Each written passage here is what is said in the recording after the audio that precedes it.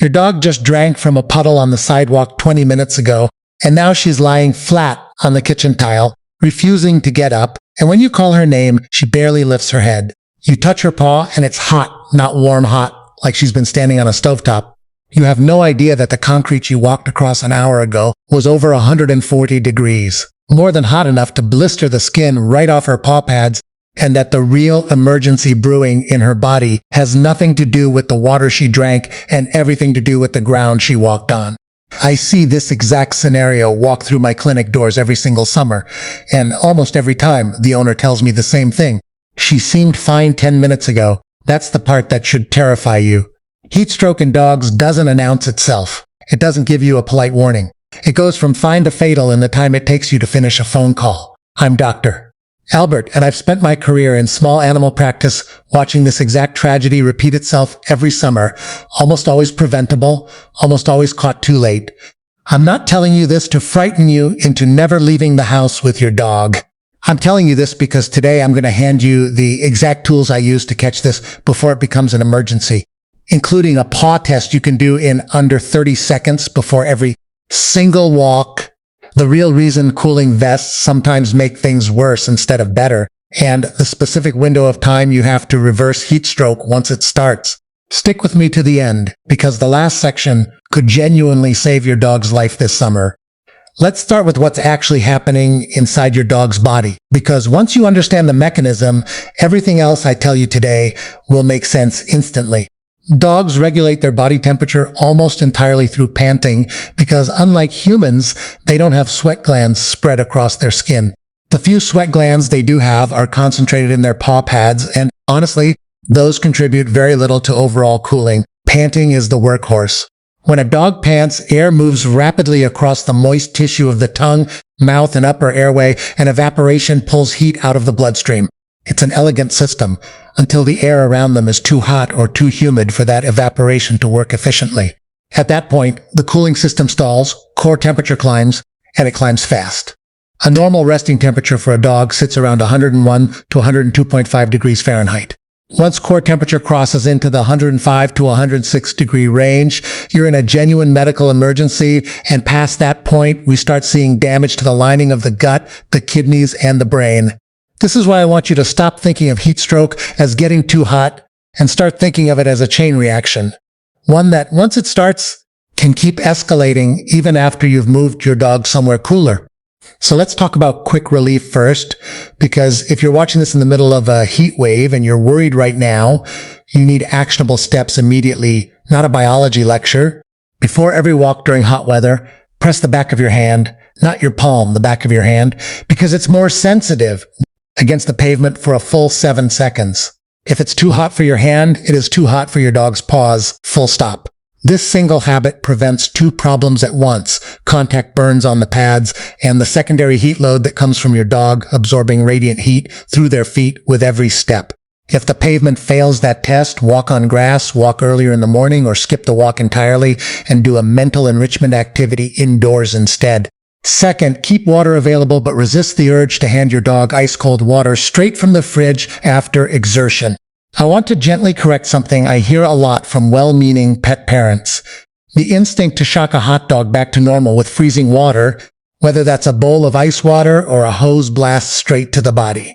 Sudden extreme cold on an overheated dog can cause the blood vessels near the skin to constrict rapidly, which actually traps heat closer to the body's core instead of releasing it.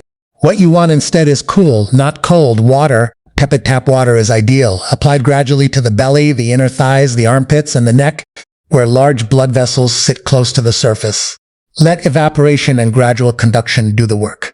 Now let's go deeper into the root cause of why some dogs are at dramatically higher risk than others, because prevention only works if you know your specific dog's risk profile. Flat-faced breeds, bulldogs, pugs, boxers, Boston Terriers, have a condition many of you have probably heard of called brachycephalic airway syndrome, and it directly cripples their ability to pant efficiently.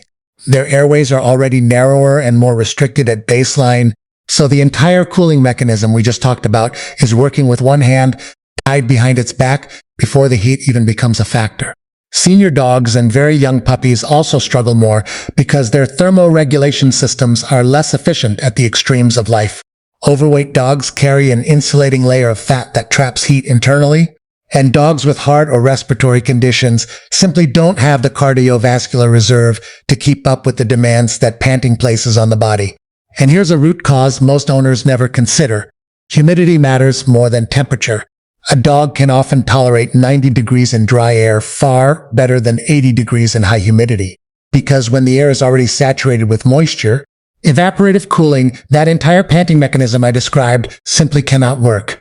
If you only check the temperature on your phone before a walk and ignore the humidity percentage, you are missing half the equation. This brings me to something I need to be very direct about because I see it every summer and it genuinely worries me. Cooling vests and cooling mats are wonderful preventive tools when used correctly, soaked in cool water, and allowed to work through evaporation. But I want to flag a real safety concern. If a cooling vest is left on too long after it's dried out, it can trap heat against the body like an insulating layer, working against you instead of for you. The same goes for very thick, dense towels draped directly over a dog's back. They can block the natural release of heat off the body surface rather than assisting it. If you use cooling gear, keep it damp, keep it on the chest and belly rather than draped over the spine, and never assume a cooling product is a substitute for shade, water, and rest. Let's move now into long-term prevention, because the goal isn't just surviving one heat wave, it's building habits that protect your dog every single summer going forward. Adjust your walk timing to the coolest parts of the day, generally early morning or after sunset, when both air temperature and pavement temperature have dropped significantly. Build in shade breaks every 10 to 15 minutes during any outdoor activity, even ones that seem mild, like a slow walk or backyard fetch session. If your dog has a thick double coat, resist the urge to shave them down to the skin for summer. That outer coat actually reflects UV radiation and insulates against ambient heat, and shaving it off exposes the skin directly to sunburn and heat absorption. Regular brushing to remove the undercoat is far more effective than a buzz cut. And if your dog falls into one of those higher risk categories I mentioned, brachycephalic, senior overweight, or dealing with a heart or lung condition, have an honest conversation with your own veterinarian about a personalized activity plan for the summer months. Because what's safe for a healthy Labrador can be genuinely dangerous for a 12-year-old bulldog. Now, the part I promised you at the beginning, because recognizing the signs early is what actually saves lives. Watch for excessive panting that seems disproportionate to the activity level, thick or ropey saliva, bright red or purplish gums, unsteady walking or stumbling, vomiting, and a tongue that appears to widen and curl at the tip as the dog tries to maximize surface area for cooling.